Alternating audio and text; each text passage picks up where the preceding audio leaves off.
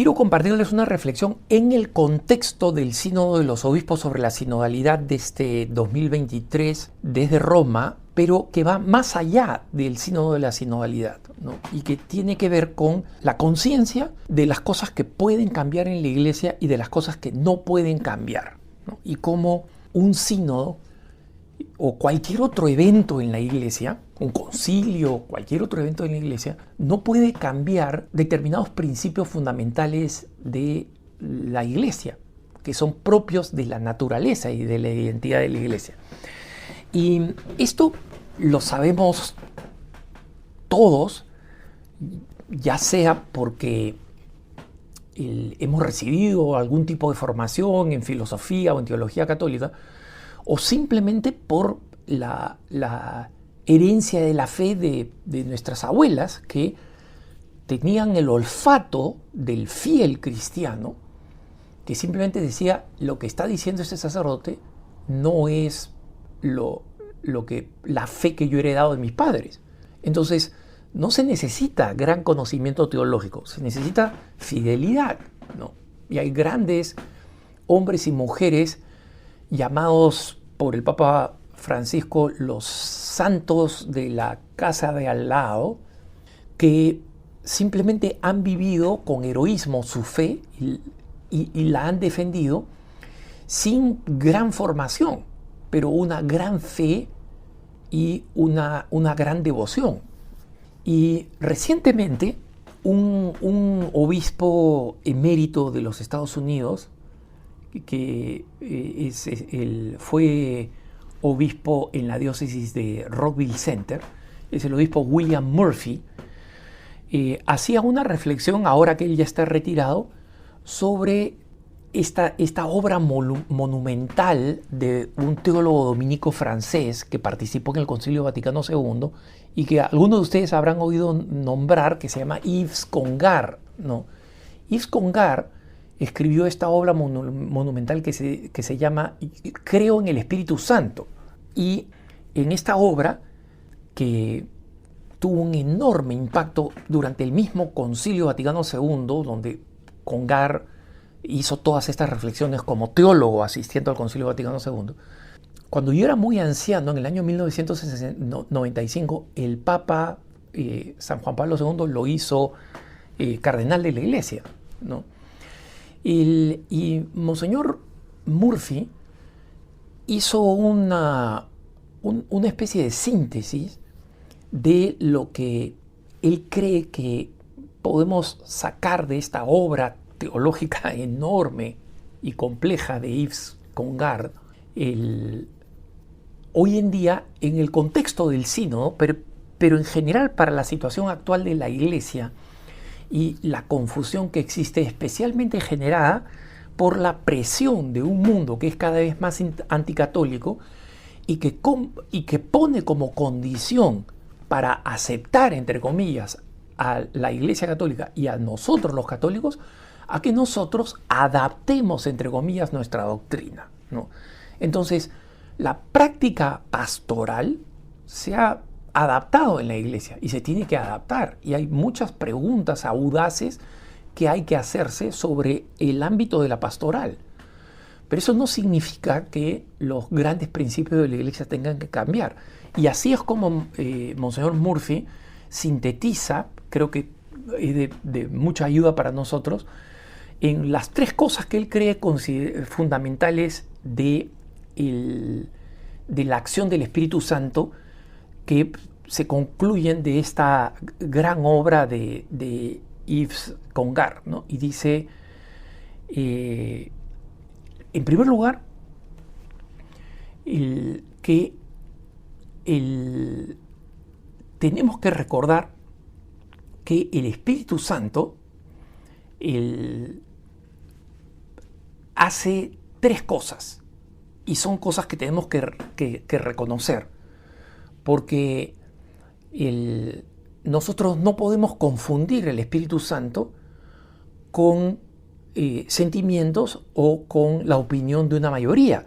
Y ese es el desafío de este sínodo, porque si al final el sínodo, por ejemplo, o en general distintas supuestas reformas se terminan aplicando porque eso lo piensa una mayoría, eso no es una acción del Espíritu Santo necesariamente, ¿no? Entonces se necesita discernir sobre el Espíritu Santo. ¿Y qué es lo que Monseñor Murphy concluye de las cosas que dicen que enseña Yves Congar en el espíritu, además del Concilio Vaticano II, ¿no? Y él dice, hay tres criterios. En primer lugar, tenemos que preguntarnos, ¿estos supuestos dones del Espíritu Santo ayudan al discipulado dentro de la comunidad católica, dentro de la comunidad cristiana? Es decir, ¿ayuda a que podamos seguir mejor a Jesucristo? El discipulado. Podamos seguir mejor a Jesucristo y todos los que escuchan puedan seguir mejor a Jesucristo. Seguir a Jesucristo, ese es el primer criterio. El segundo, ¿puede entender la comunidad estos dones del Espíritu? Porque recuerden ustedes que San Pablo advierte, mira, tú puedes tener algunos carismas específicos del Espíritu Santo, pero si no se entienden, si el pueblo no los entiende, no sirven de nada.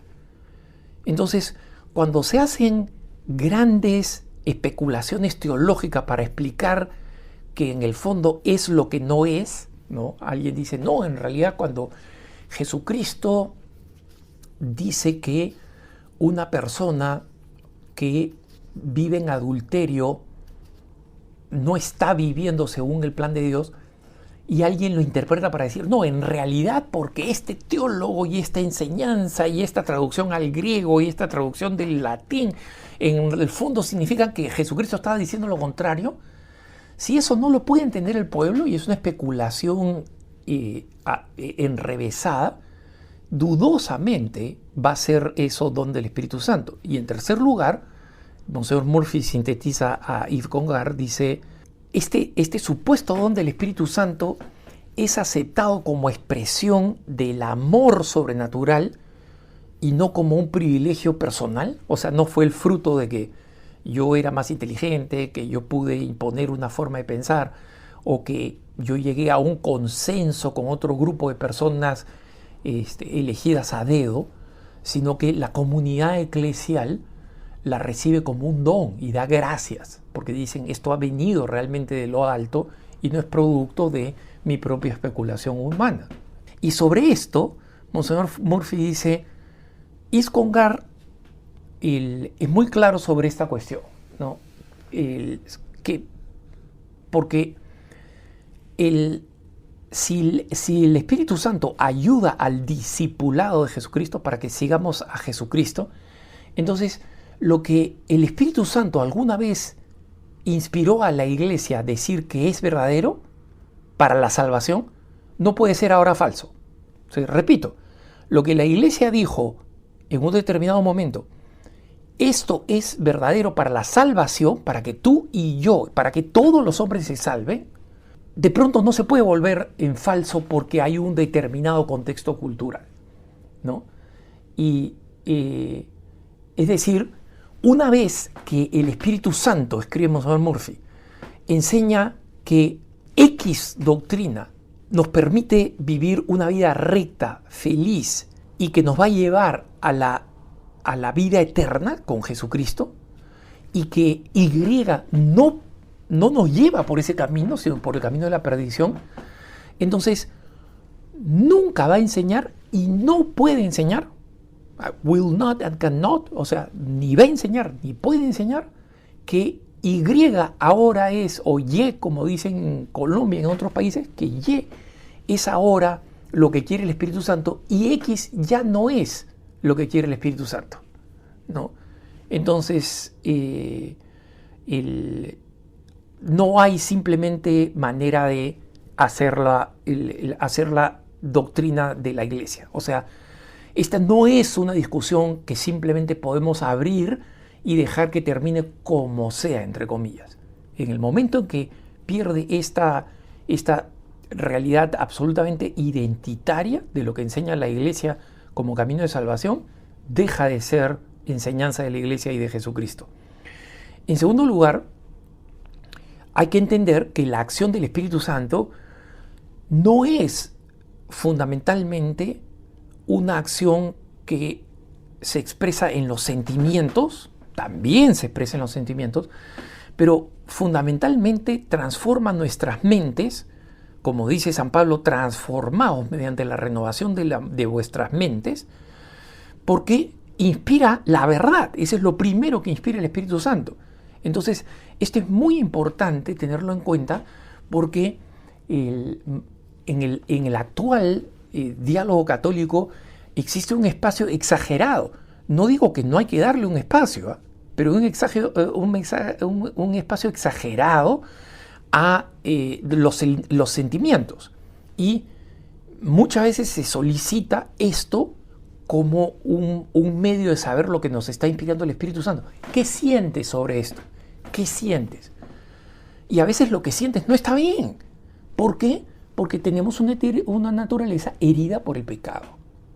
En consecuencia, que yo sienta esto o el otro no significa que yo estoy bien. No significa que yo tengo la razón. No significa que yo ya he cerrado esta discusión. No. Entonces es muy importante que nosotros seamos capaces de aceptar que el Espíritu Santo transforma la mente.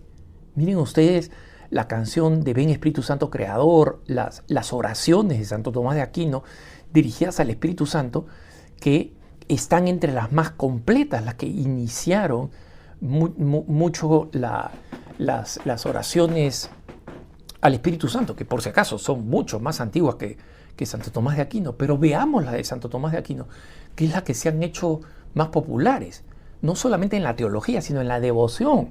O sea, Ven Espíritu Santo Creador es algo que cantamos en latín o en nuestras propias lenguas, y esta fue básicamente compuesta por Santo Tomás de Aquino, ¿no?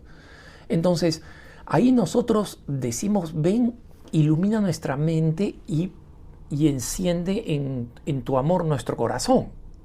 Entonces, sí, efectivamente, transforma los sentimientos, ¿no? Pero no es puro sentimientos. Y como estamos viviendo en una cultura muy sentimentalista, en la iglesia nosotros necesitamos tener un contrapeso, no una negación de los sentimientos, porque somos humanos. Pero entender que los sentimientos no son el último criterio de verdad. Y en tercer lugar, Monseñor Murphy dice, otra de las importantes enseñanzas que nosotros recibimos de Yves Congar, que son además, no porque les diga Congar, sino porque básicamente son consistentes con la enseñanza bimilenaria de la Iglesia Católica, y es que el querigma cristiano, es decir, lo esencial de la predicación del cristianismo, Jesús es el Señor, ¿no? Él ha muerto y resucitado, Jesús es el Señor.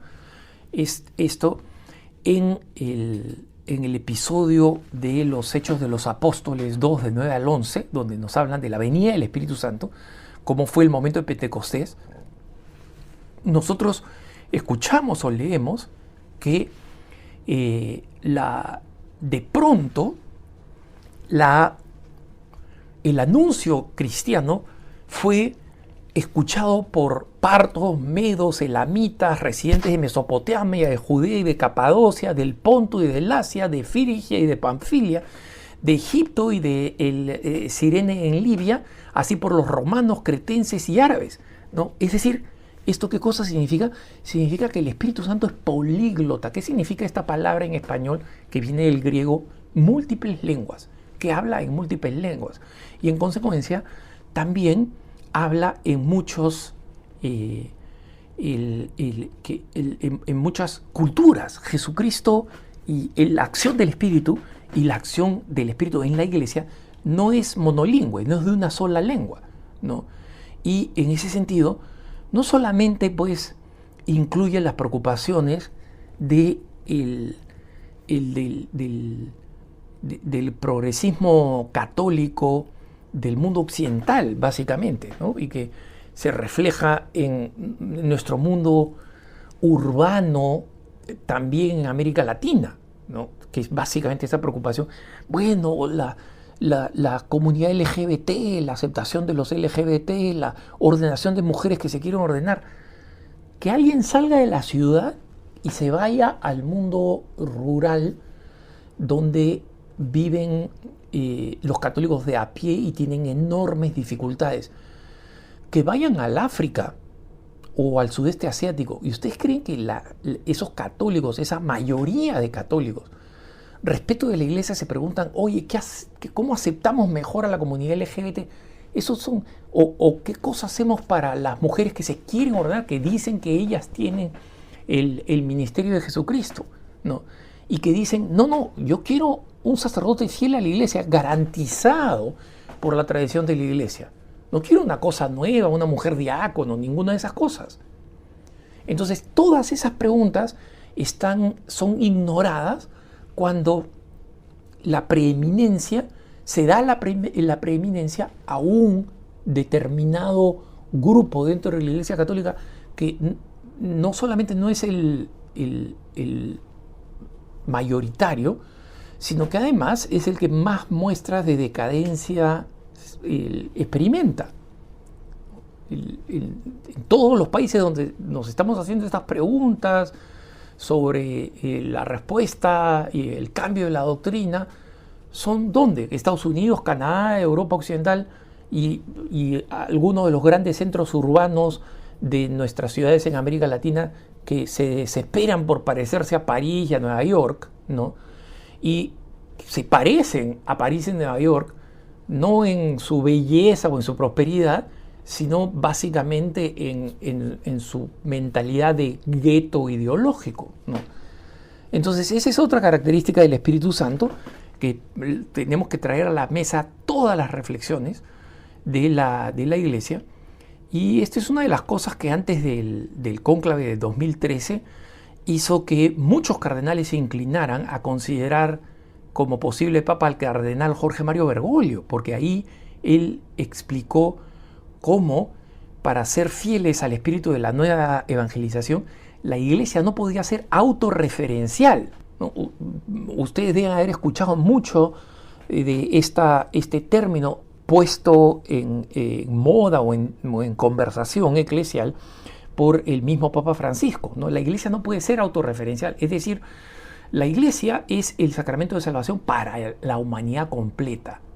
Entonces no puede estar volteada mirándose a sí misma todo el tiempo, sino estar mirando a aquellos a quien ha sido enviada a salvar, que es todo el mundo. Y cuando nosotros hacemos preguntas en un sínodo o en un concilio, etcétera, que están básicamente referidas a un segmento específico de la Iglesia, ahí lo que está pasando es autorreferencialidad como una enfermedad.